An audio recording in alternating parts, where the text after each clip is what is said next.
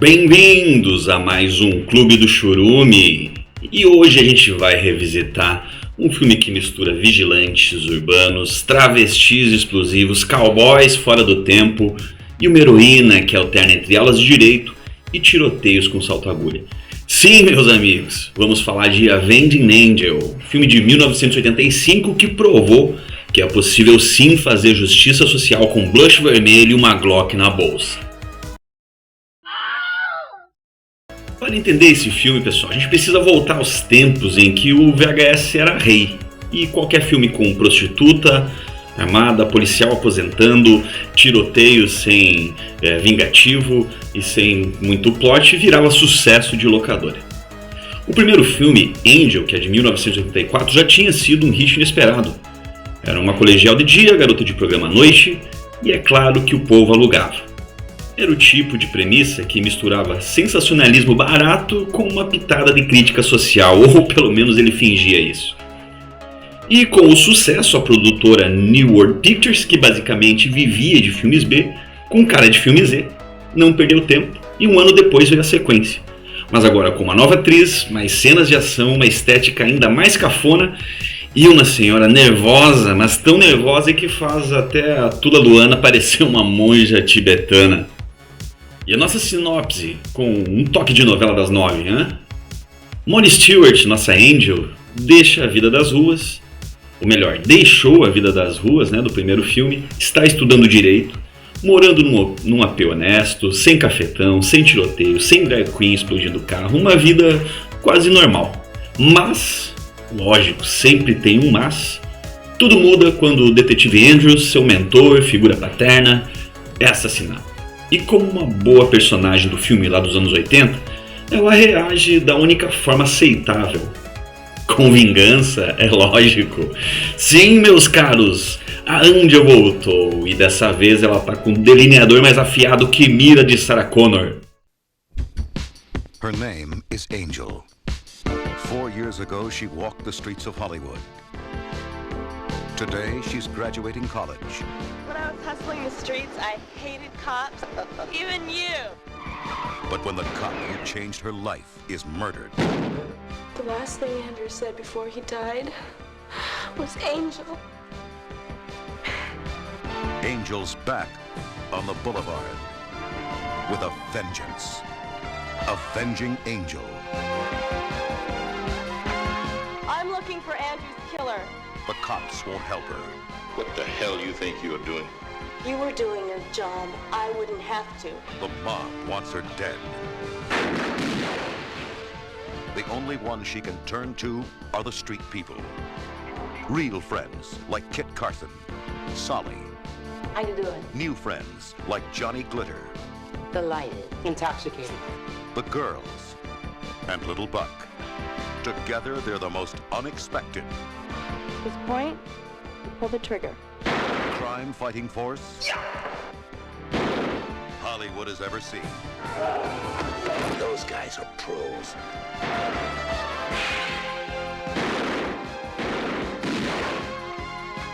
Well,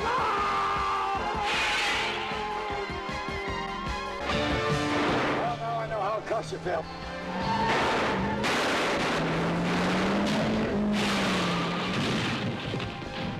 Angel, the Hollywood story of the student by day, hooker by night continues.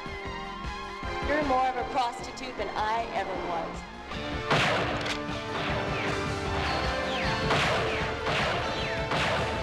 Avenging Angel. When you get to hell, tell him an angel sent you. Avenging Angel. Her all-new Hollywood story.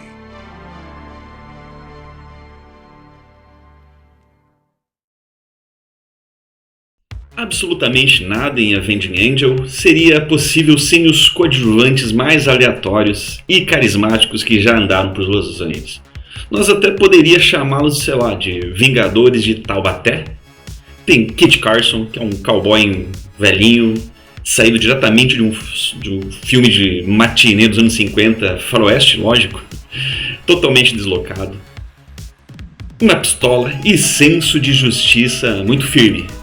Também tem a Solly, Explosiva, grita, chora, atira e ainda encontra tempo para ser a alma do filme. É interpretada por ninguém menos que Susan Tyrrell. Depois eu vou falar um pouquinho dela. Temos Yo-Yo Charlie, palhaço, meio bêbado, meio filósofo, dando conselhos de vida. Sim, ele está ali no meio. E, lógico, Johnny Glitter, o personagem mais chato entre os Vingadores sem grife. Juntos, esse grupo defende as ruas de LA de um inimigo bem mais realista do que parece. Especuladores imobiliários, sociopatas querendo limpar os pobres e fazer dinheiro com a desgraça alheia. O grande clichê do cinema, aquele, o vilão imobiliário. Mas, lógico, a gente vai trazer aqui algumas fofocas, né? Aquelas curiosidades tradicionais. Você sabia que do primeiro filme do Angel, né, de um ano atrás, para esse segundo, a atriz foi trocada? Sim, Donna Wilkes, do primeiro filme, deu linha na pipa. Achou o roteiro ruim, pediu uma fortuna para voltar. E aí os produtores falaram: ah, é? Então toma essa Betsy Russell para vocês. Betsy assumiu muito bem o papel, diga-se de passagem. Ela ainda apareceria depois nos filmes da franquia Jogos Mortais como ex-esposa do Jigsaw. Acho que ela é mais conhecida por isso, pra falar a verdade. Pensando bem, não foi nada mal para quem já foi justiceira aí de salto alto. E quanto a Sully?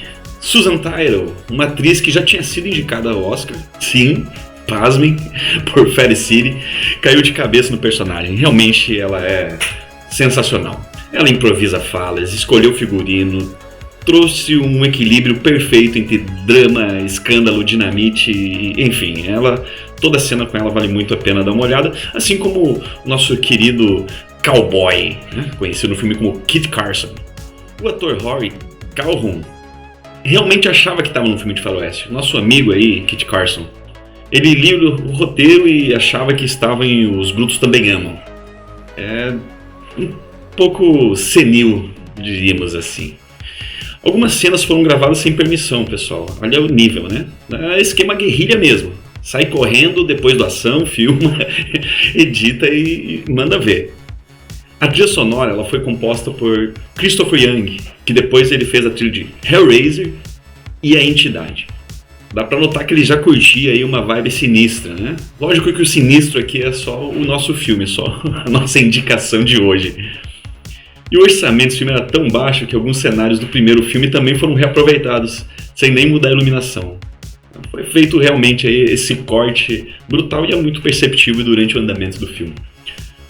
O diretor, nosso querido Robert Vincent O'Neill, ele começou a carreira como fotógrafo de revista adulta e levou muito dessa estética para o jeito de filmar. É bacana isso, você percebe realmente tem um dedo dele ali lá da época das nossas revistas mais 18 dos anos 80. O filme foi lançado nos cinemas dos Estados Unidos, mas no Brasil chegou direto nas locadoras, onde ele se tornou até uma joia secreta aí das prateleiras, principalmente para quem já tinha visto o primeiro e ficou querendo mais um pouquinho de Angel. A personagem de Angel inspirou uma série de quadrinhos independentes nos anos 90, que misturavam erotismo e ação urbana trash. Tá vendo que tem um legado, nosso filme de hoje tem um legado muito grande. Susan Tyrrell, ela até declarou, inclusive numa entrevista, que ela nunca se divertiu tanto num set. Isso fica muito visível nas cenas em que ela se encontra. Como eu disse, ela improvisa, ela se diverte, enfim, é uma atração à parte em nosso filme. O roteiro, pessoal, teve 3 versões diferentes antes do final.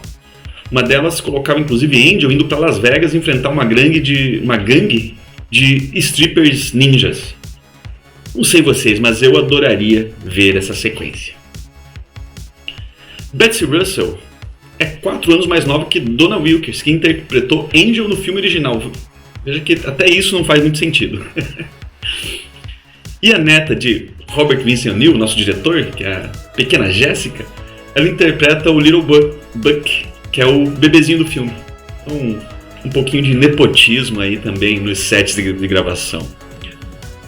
A parte um tanto exagerada do começo, mostrando os tênis de corrida, enfim, a gente vê ele que tem câmera lenta, close, ele foi puro merchandising.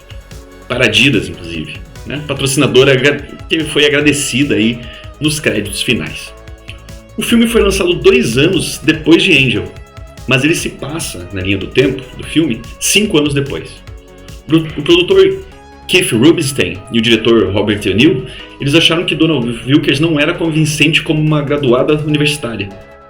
E os investidores na sequência, eles insistiram que Wilkers reprisasse esse papel aí, do primeiro filme. Só que, como eu falei, ela acabou pedindo um cachê alto demais, não gostou ali da sequência, enfim, e Betsy Russell acabou sendo escalada no lugar. Esse filme também marca a estreia de Claudia Templeton na grande tela. Visualmente, Avenging Angel é como enfiar a cara num letreiro de neon depois de 5 doses de tequila barata. Tudo brilha, tudo é sujo, tudo parece um ensaio de moda feito num beco com cheiro de urina. A direção do Robert O'Neill é inclusive o mesmo do primeiro filme, né? Ele trouxe de volta essa mistura de ação, vingança, drama de novela mexicana, em alguns ângulos aí que faria algum professor de cinema desmaiar. Com certeza os meus da minha época ficariam com aquela sensação de vergonha alheia. Mas funciona, porque o exagero é justamente o charme, é o cafona com convicção. Charmoso, tem que admitir. E por que não trazer uma análise temática aqui disfarçada? Dá pra tentar descascar alguma coisa desse filme, ver se tem alguma camada aqui. O que eu vi? Tem uma ideia de justiça alternativa, como no primeiro, né, ele já aparece forte também nessa sequência. Já que o sistema tradicional falha com os marginalizados, o grupo de excluídos se une como uma família improvisada, cheia de amor, confusão, tiroteio e parte para vingança. Seria isso, né? Os vilões eu vejo até como basicamente uma crítica à gentrificação violenta, né? É um trash que está falando de especulação imobiliária e a gente ama. Né? Aceitem, a gente ama. Mas não só isso, falando um pouco de outros filmes parecidos, por que não? Aquelas indicações que a gente sempre traz aqui para vocês. Eu trouxe novamente 3. O primeiro é Vice Squad, de 1982. Aqui a gente tem uma noite infernal em Los Angeles, uma prostituta forçada a ajudar a polícia a capturar um cafetão sádico. O vilão desse filme é um dos mais assustadores dos anos 80, eu garanto para vocês. Violento, sujo, absolutamente viciante. Streetwalking, de 1985. Melissa Leo, sim, aquela que depois ia ganhar um Oscar. Ela vive uma jovem que foge de casa e se envolve com um cafetão manipulador. Um retrato cru da prostituição, abuso das ruas de Nova York, com aquela cara de filme feito às pressas. Mas também funciona muito bem. E por último, Savage Streets, de 1984. Com Linda Blair, sim, a nossa garotinha de cabeça virada de O Exorcista. Ela interpreta uma justiceira colegial que caça uma gangue violenta. Tem até arco e flecha, ombreira, enfim, diálogo que Tarantino iria ficar rindo por horas. Então essas são as indicações de hoje, espero que vocês aproveitem, que são 3 excelentes filmes, além do Avenging Angel, que eu já estou falando sobre, né? Tá, mas e a crítica? A academia chorou, o Oscar ligou, como é que foi? Não, o que o Avenging Angel recebeu da crítica foi um belo de um tapa com luva de pelica, de crochê e rasgada. A recepção crítica ela foi mista para negativa. Alguns jornais chamaram o filme de exploração rasa com delírios de moralidade, outros disseram que era entretenimento descartável, mas com estilo. Assim, traduzindo, ninguém entendeu muito bem o que estava vendo, mas teve quem se divertiu. Acho que inclusive é o meu caso. Já o público de locadora esse abraçou a causa. Porque em pleno sábado à noite, uma pizza fria e uma fita em VHS não tem erro. Justiceira de salto e explosão barata é igual diversão garantida.